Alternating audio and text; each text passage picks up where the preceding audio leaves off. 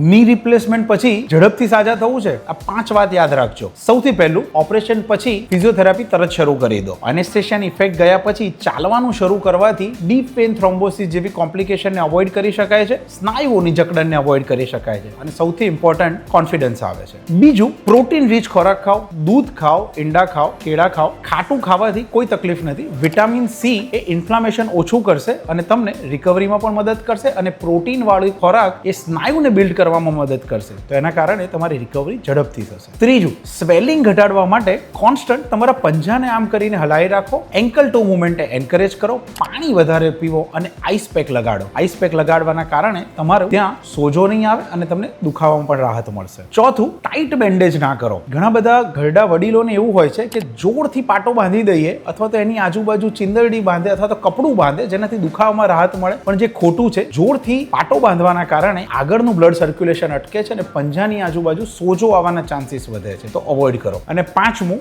સૌથી ઇમ્પોર્ટન્ટ, ખુશ રહો. મેન્ટલ એન્ઝાયટી એ રિકવરીને ડિલે કરે છે. એ સાયન્ટિફિકલી પ્રૂવન છે કે ભાઈ તમે સર્જરી કરાવી છે, સાજા થવા માટે જ કરાવી છે, ડિસિઝન તમારું જ હતું. હવે સમય છે કે આ ડિસિઝનને તમે સેલિબ્રેટ કરો અને આ જે સર્જરી થઈ છે એની રિકવરીને એન્જોય કરો.